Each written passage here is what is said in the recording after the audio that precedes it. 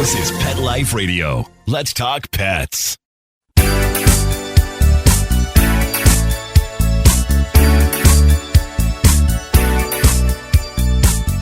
Hello, you're listening to Animal Party on Pet Life Radio with me, Deb Wolf, and it is a pleasure to be here. I love this show. I love this show because you all send me the greatest questions and problems, and I get to solve them on the air, plus catch you up on all the pet news and whatever's on my mind in the animal world. And it's just amazing to get your feedback. So I wanted to note something I noticed over the years. Dog breeds seem to be changing. What's popular and what's not popular, it seems to be changing quite a bit.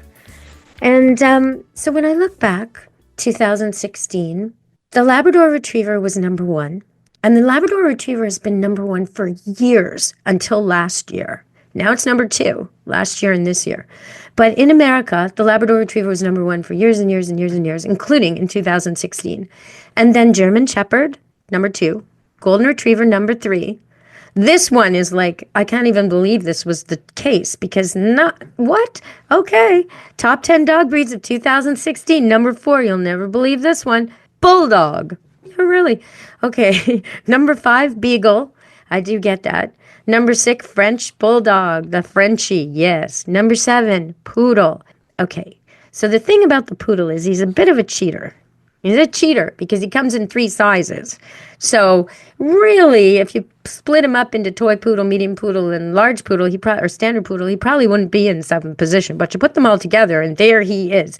And I say good because most people, if they had a poodle, they wouldn't be calling me for training. Most people. Okay. And number 8 is Rottweiler. Now, to compare that list to 2003, last year, because for this year, it's still the stats aren't in yet. So comparing it to 2003, in number 1, instead of Labrador Retriever, we now have the Frenchie. So he moved up since 2016, so 7 years, he moved up from number 6 to number 1. Labrador Retriever is still the second most popular. The third is Golden Retriever, so he moved down one notch, but not very far. German Shepherd is now at number 4, where it was number 1 before. Poodle is now in number 5, up from number 7. Dum-da-da-dum, on the rise. I'm telling you, they're going to be in number 2 before long. All right, and then number 6 is Dachshund. Number 7 is Bulldog. That had to move down from 4, and I understand that, but I'll talk about that in a second. And number 8 is Beagle, down from number 5. Okay, so why would Bulldogs and Beagles take a drop in popularity? Well, Bulldogs, while funny and interesting and lovable, can be expensive. It's like a big dog in a small package with a squished in face. So you got all the problems of breathing and flying and all those issues, but you don't have the little tiny Frenchie that you can sort of pick up and put on the plane with you, right? You've got to check it in the plane. So it's kind of the worst of both worlds when it comes to that kind of rules and restrictions, right? It's a very restrictive dog. And then it has a lot of skin problems and health issues. So I can see why it's gone down, even though Bulldog people, I do love them. I do. And they make you laugh all the time. I mean, if you want to pick me up, you can get a Bulldog. They're always in a good mood. But okay, that's why they drop. Now, why would a Beagle drop? Well, I can tell you. That Snoopy dog, he's not really a good representative of the Beagle. The Beagle is probably the most persistent dog I've ever worked with. Okay, so what do I mean by that? A typical Beagle will come to my farm, my camp, which is 5 acres, has lots of trees, meadows, river, pond, lots of scents from other dogs running around and balls that have been left from the last fetch game and a field full of obstacle course equipment and all this. So different dogs explore the place differently. A Golden Retriever will right into the pond the second they get here, and then they remember where the pond is. And the next time they're here, as soon as that gate's open, splash, right? That's how they play. A running dog will run around the pond, and try and steal the toy maybe, or grab a toy or grab a stick or whatever and get everyone to chase him. That's how he'll play. Well, a Beagle will run to the tree where maybe last year or 6 months ago it saw a squirrel or thought it saw a squirrel, or maybe thinks it's like a tree once that it saw a squirrel at, or maybe there's an old scent there from a squirrel that mistakenly ran on the property. Because honestly, squirrels really don't go here much with all the dog action. But this beagle will obsess. Will just go to the bottom of that tree and be obsessed with the tree. Just persistent, persistent, persistent, persistent. Nothing will deter it. Okay, and is that a good trait? Well, it is if you're trying to chase rats away or do something a beagle was made for. But in a general environment, when you take it to the dog park and all of a sudden it smells squirrel and its entire brain is full of the image and idea and scent of squirrel, and its pupils are dilated and it's not even paying attention to you anymore. Yeah, that's no Snoopy. That's a hunting dog, really. Yes, that's what they are. So a little hunting dog. But they are also extremely forgiving. See, where there's the poodle that we're talking about, who I love so much because they're so smart, they remember forever. So if a kid is mean to a poodle, the poodle knows that kid's a mean kid and will never really accept that that kid's not mean anymore. Will never always have one eye open on that kid. The beagle forgets the next day. And loves the kid again. So if you have a child that's maybe special needs, maybe they love dogs, but they're just a little too rough, a beagle would be a good pick because the beagle will forgive that kid over and over and over. And the beagle can take a little bit of rough housing. Whereas other little dogs like a tiny chihuahua or a teacup poodle or a min pin, they're a little more breakable than the solid beagle. So they're a good pick. Okay, so that's a little bit about dog breeds over the years that I just found so interesting. We're going to come back from break, and I want to talk about the difference between dog names and cat names, because seriously, people, there's a big difference here. Stay tuned on Animal Party Pet Life Radio. Take a bite out of your competition. Advertise your business with an ad in Pet Life Radio podcasts and radio shows. There is no other pet-related media that is as large and reaches more pet parents and pet lovers than Pet Life Radio. With over 7 million monthly listeners, Pet Life Radio podcasts are available on all major podcast platforms. And our live radio stream goes out to over 250 million subscribers on iHeartRadio, Odyssey, TuneIn, and other streaming apps. For more information on how you can advertise on the #1 pet podcast and radio network, visit PetLifeRadio.com/advertise today. Let's Talk Pets on PetLifeRadio.com.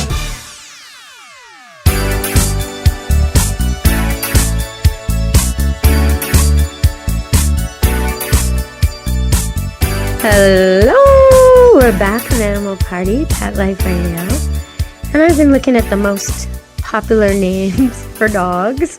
And so here's the thing. If you have a dog, puppy, right now, and you've already named it, and you're thinking, geez, this really isn't very convenient. Every time I go to the park and I yell out, Bella, 4 dogs come and my dog ignores me because she doesn't know who I'm talking to. Yes, that's a problem with a popular name. So what I like to do when I get a puppy is I usually give it 3 names, just like a show dog. So my teddy bear was actually Prancing Cinnamon Teddy Bear.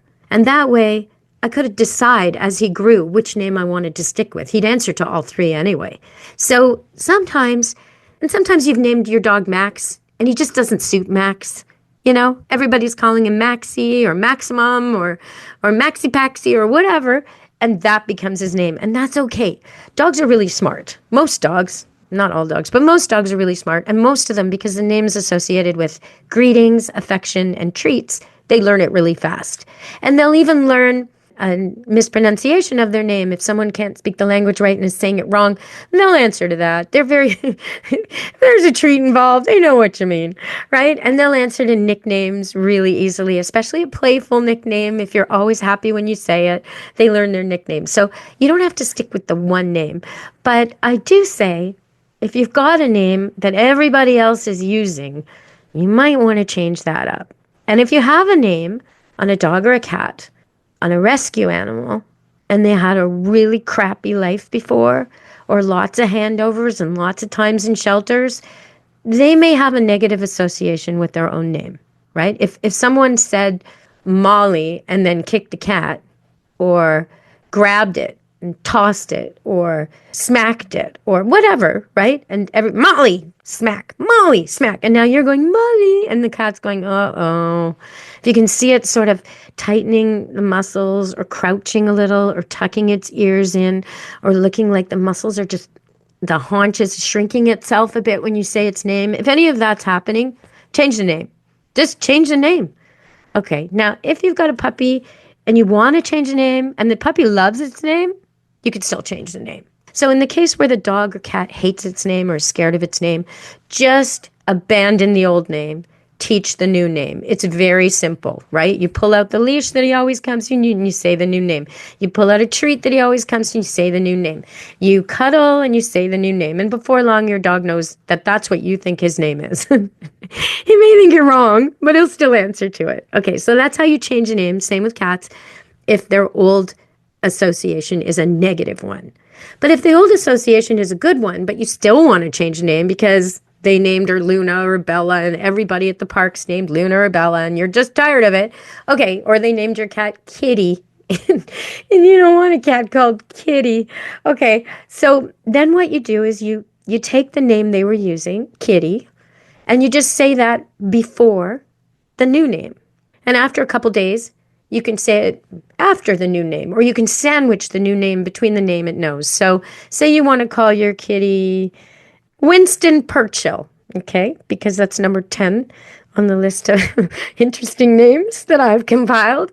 Let's say you want to call him Winston Churchill. So you're going to go, kitty, kitty, Winston, kitty, kitty, Churchill, kitty, kitty, Winston, as you pet him. And after a while, you'll drop the kitty. So it'll be kitty, Winston Churchill, kitty, Winston Churchill, Winston Churchill, kitty. And then after a while, it'll just be Winston Churchill, Winston Churchill. And he won't even remember. The kitty, kitty can be a nickname. It can be in the past. The same with dogs. Okay, a lot of dogs know the word puppy. And it's a happy association. Puppy, puppy, puppy, right? When they're really little and they don't have a name yet and the people taking care of them, puppy, puppy. Is that your puppy? Yes, that's my puppy, you say as you're walking along. And someone, can I pet your puppy? Yes, you can pet my puppy. So most of them know the word puppy. So if your dog only answers to puppy, then you take your new name, whatever it's going to be. Finn, number 8 in popularity in the last year. Let's say you're going to name him Finn. So you go, Puppy Finn, good boy, Finn puppy, Finn puppy.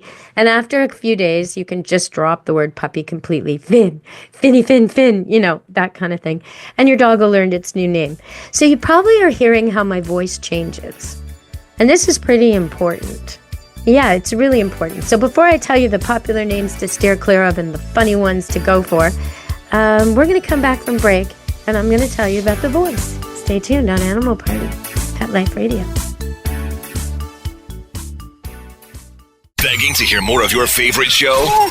Full episodes of all our shows are available on demand. Go to PetLifeRadio.com to fetch our entire lineup of Possum Pet podcasts. Also, dig us up in iHeartRadio and iTunes. Let's talk pets. Live and on demand, only from Pet Life Radio. Let's talk pets Let's talk pets on Pet Life Radio. Pet Life Radio. PetLifeRadio.com.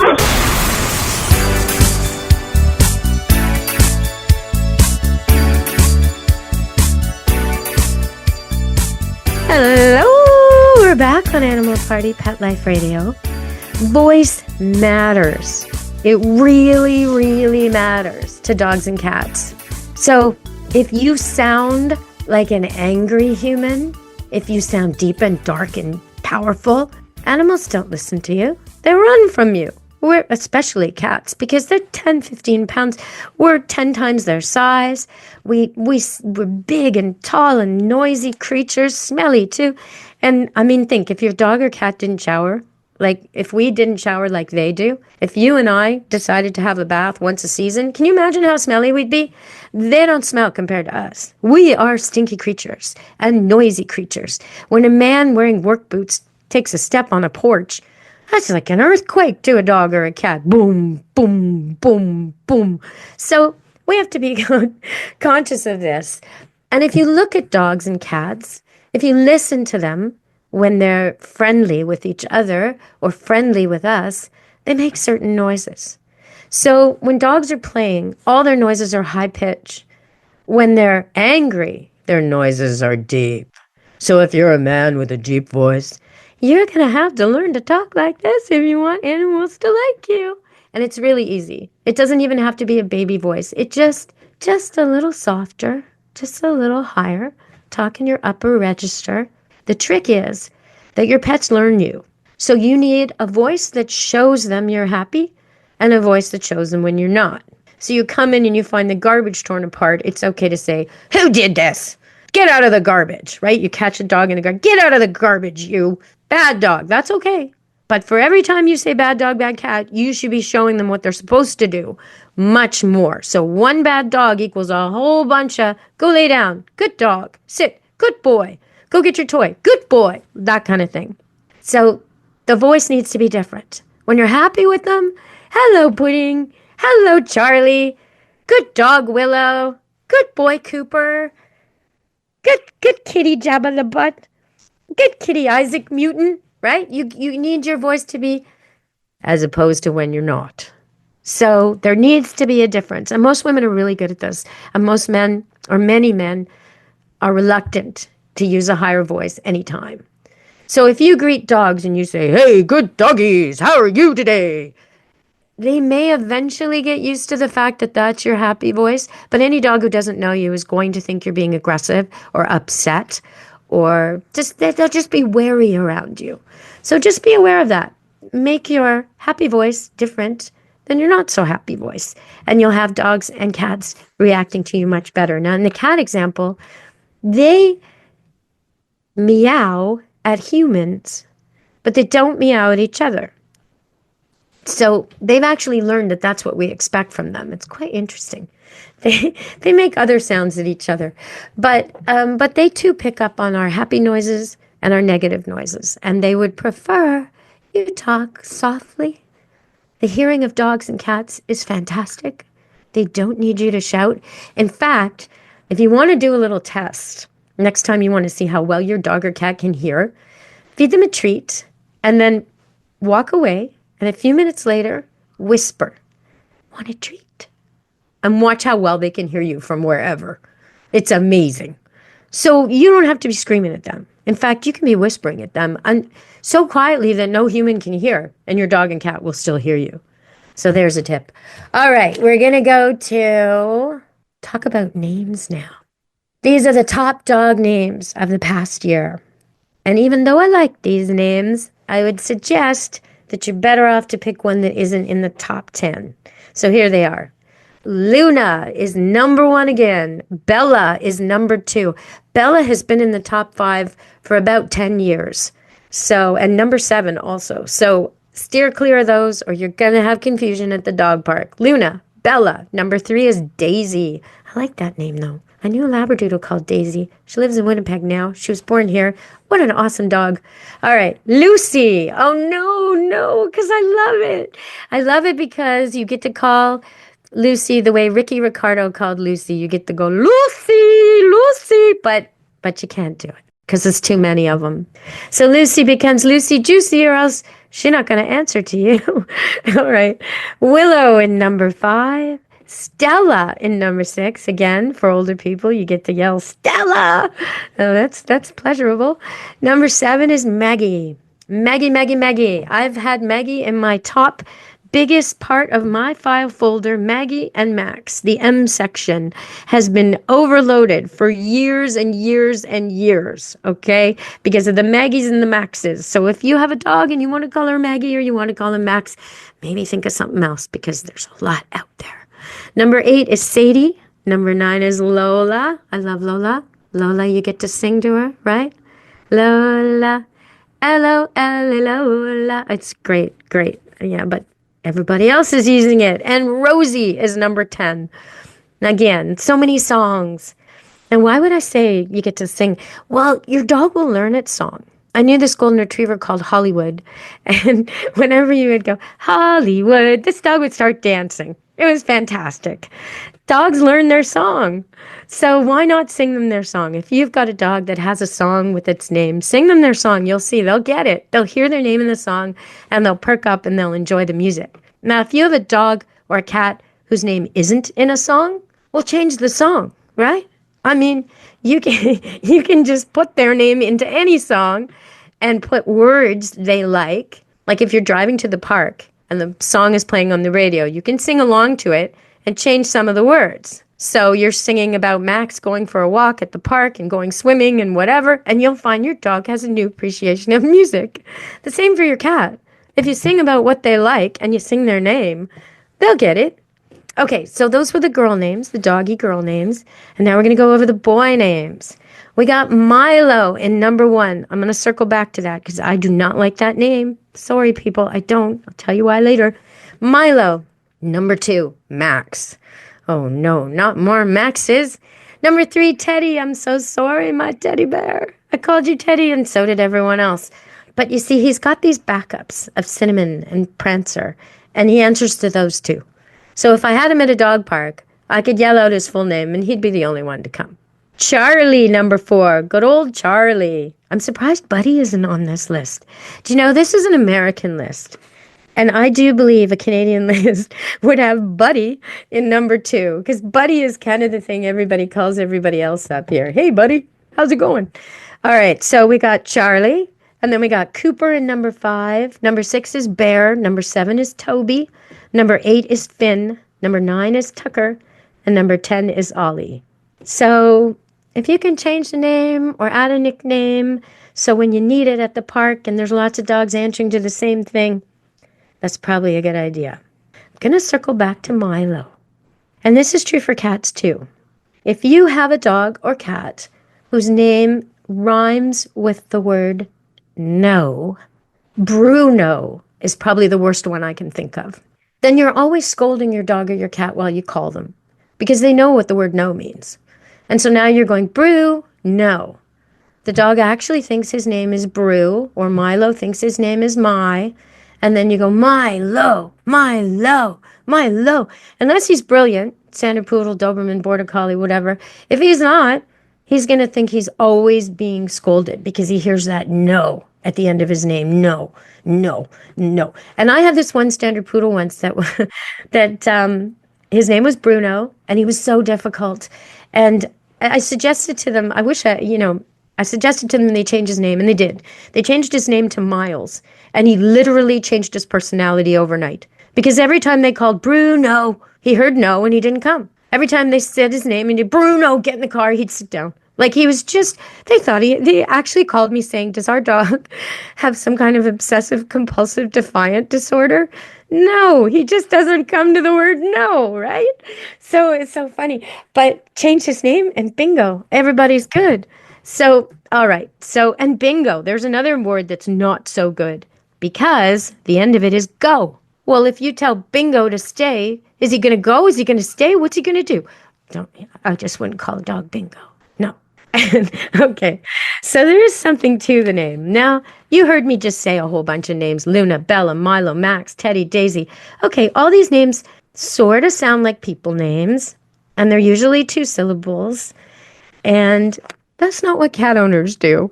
So I'm going to give you some of the cat names I've come across. They're just so funny. They just have so much character. So here we go. Little Booty Ham Sandwich. Dog the Cat. 50 Shades of Graham. Isaac Newton. Jabba the Butt. Ninja Killer 9000. Obi-Wan Katnobi. The Great Gatsby. Whiskerous Maximus. And I told you this one before. I love this one. Winston Churchill. So let me just go through a few. Oh, Chicken Pants. Disco Cheetah. Just going down the list, picking my favorites. Oh, my goodness. Pistachio Buttons. Princess Fairy Boots. Yeah, kid named that one for sure. Sugar Britches. Oh, I like that one. Stinky Poo Poos. Well, okay. Now there's a name that gives me another topic. You don't name your dog after what you don't want. Okay, or your cat. So just because it might have negative behavior traits, something it does that's sort of funny. You don't want to get stuck with that. You don't want that to be your dog or cat's one trick thing, stinky poops, right? Pissy Poopy was this cat that I once was called to train to use the litter box. Like, she needs a new name for starters, okay? So, so some of these things come to fruition if you make them a permanent feature. So I'm glad that came up, actually. All right, everybody. Some dogs like, and some cats like to be laughed at. They like to clown around.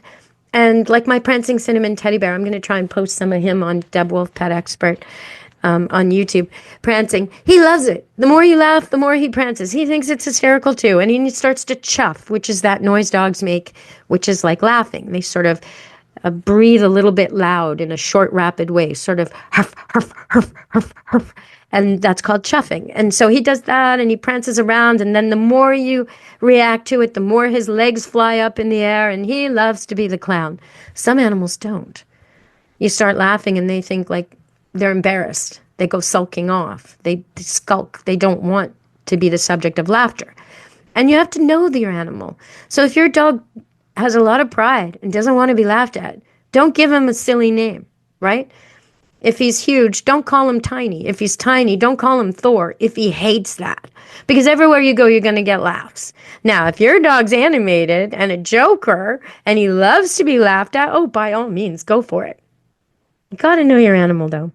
Okay, so one more thing before we go.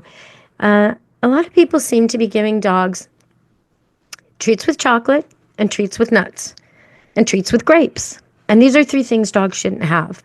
So I've seen people say to me, actually during a lesson, oh, it's okay, it's only a little bit, as they give their dog the end of a chocolate bar, which has nuts in it.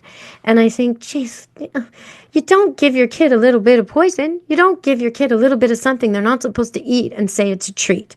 So your dogs are really conditioned to thinking anything you give them is good and thinking they ought to accept it.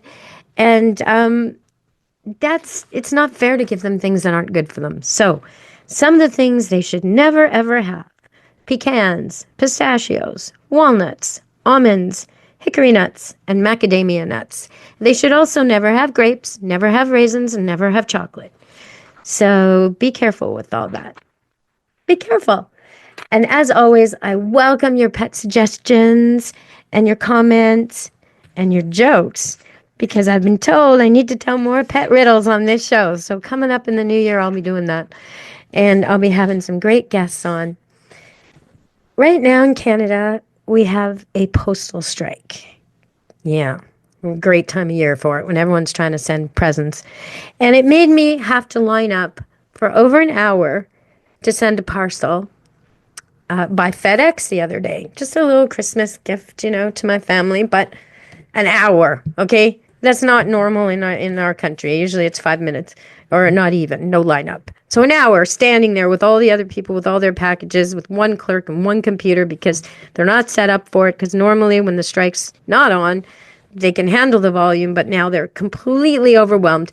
And as I sat there thinking about this, it occurred to me that these FedEx people have to ship a lot this year.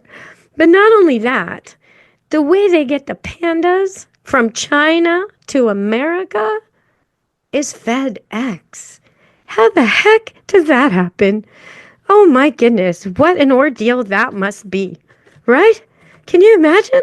I mean, just sending my little package to Toronto was a big deal. Can't imagine what it would be like.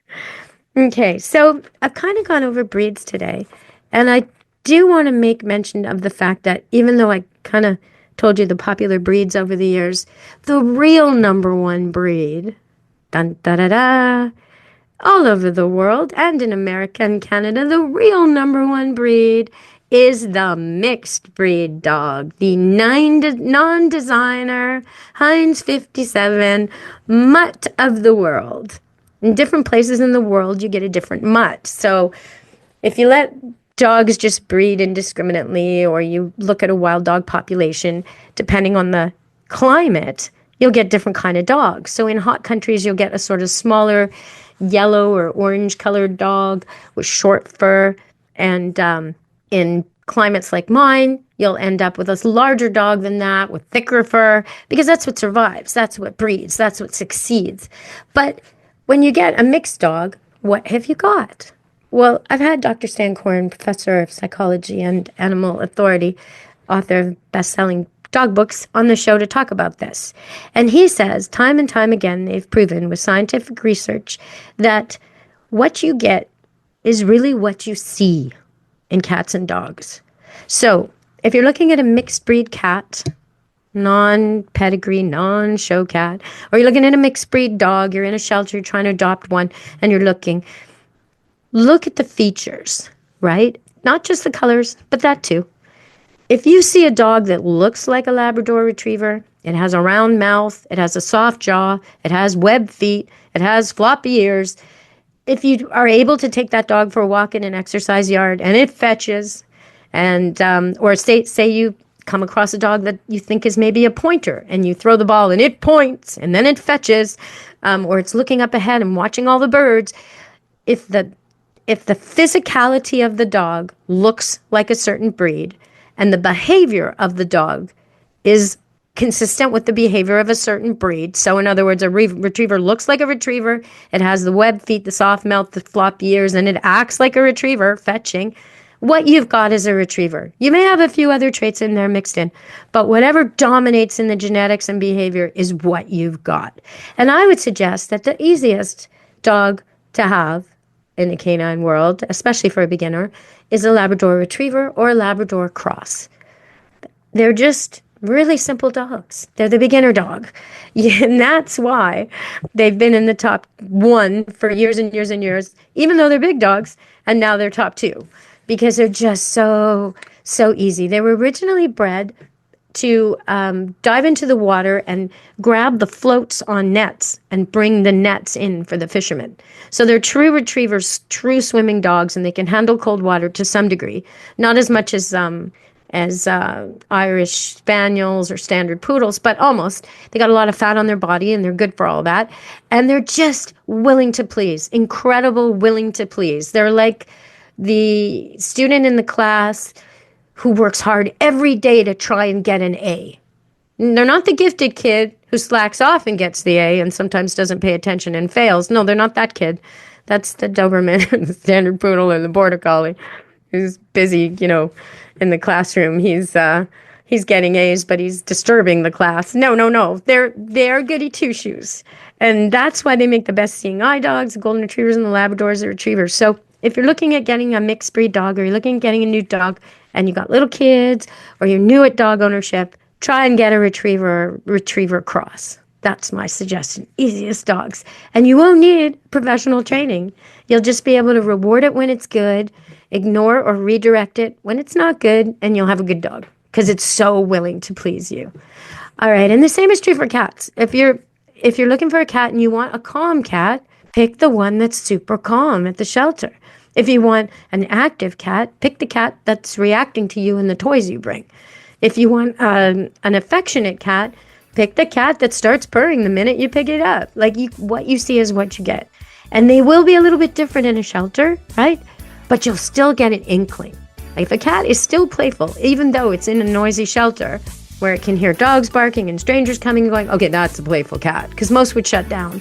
If it's purring when you pick it up, even though it's never met you, and it's a chaotic environment, that is a cuddly cat, right? If it's calm, even though there's chaos all around, that's a calm cat. All right, everybody. Oh, it's been a great show, and I just want to leave you with be good to your animals from me, Animal Party, and Pet Life Radio. Ciao, meow.